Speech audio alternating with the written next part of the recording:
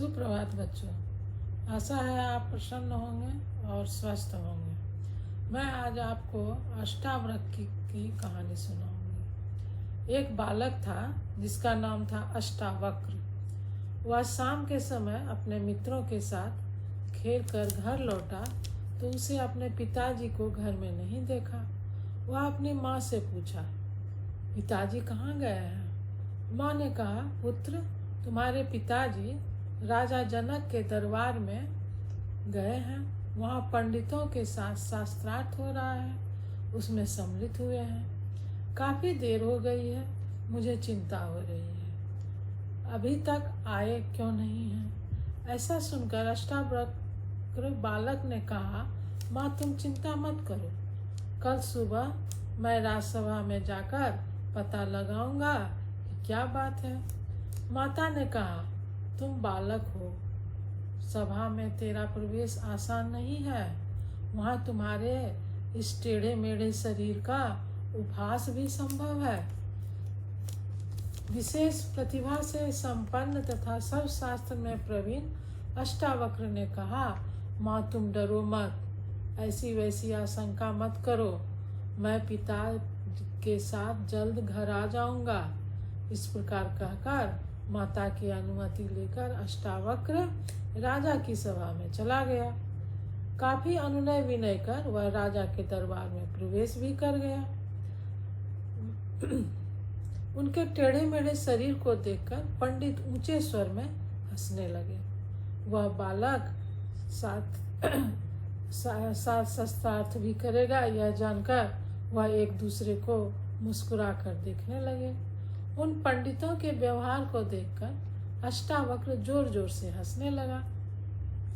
उन्हें हंसता देखकर सभा में उपस्थित सभी विद्वान निश्चल हो गए, आश्चर्यचकित होकर उसे देखने लगे। राजा के द्वारा अष्टावक्र से हंसने का कारण पूछा गया। अष्टावक्र ने कहा, राजन, मैंने सुना था कि आपके राज्यसभा में आत्म तत्व को जानने वाले तथा शास्त्रों के रहस्य के जानने वाले पंडित विद्वान सुशोभित हैं, किंतु सभा में प्रवेश कर मैं देखता हूँ कि ये पंडित मेरे टेढ़े मेढ़े शरीर को देखकर हंस रहे हैं। ज्ञान के घमंड से युक्त इन्हें देखकर मैं हंस रहा हूँ। उसने फिर कहा, हे राजन, मैं पूछता हूँ कि इस हड्डी, रक्त, मांस तथा चर्बी से भरे और चमड़ी में लिपटे शरीर में देखने योग्य वस्तु क्या है? सबको जानने वाला, लिप्त न होने वाला, आकार से रहित आत्मा को क्यों नहीं देखा जाता है? क्या टेढ़े मेढ़े शरीर में आत्मा टेढ़ी मेढ़ी होती है?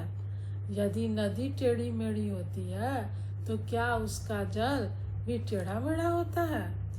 इस तरह राजा की अनुमति मिलने पर अष्टावक्र ने पंडितों के साथ शास्त्रार्थ किया और जीत गया।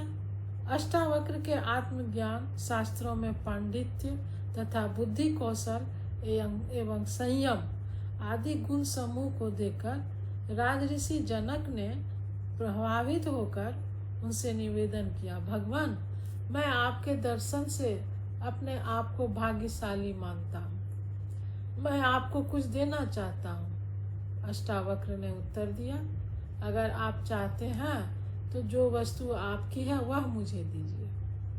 राजा जनक ने कहा, क्या मैं राज्य अर्पण करूं? अष्टावक्र ने कहा, राज्य आपका नहीं है, वह वंश परंपरा से प्राप्त हुआ है आपको। राजा जनक ने कहा, क्या मैं धन दान करूं? अष्टावक्र ने कहा, धन आपका नहीं है, वह प्रजा के पास से आता है। राजा जनक ने कहा, क्या मैं शरीर प्रदान करूं? अष्टावक्र ने कहा, आत्मा शरीर का स्वामी है, आप नहीं। राजा जनक ने कहा, मैं अपना मन समर्पित करता हूँ। अष्टावक्र ने कहा, यही हो जाए, मुझे अपना मन दे दीजिए। राजा जनक ने कहा, भगवान, मैंने अपना मन आपको दे दिया, अब मुझे राजकार्य की आज्ञा दीजिए।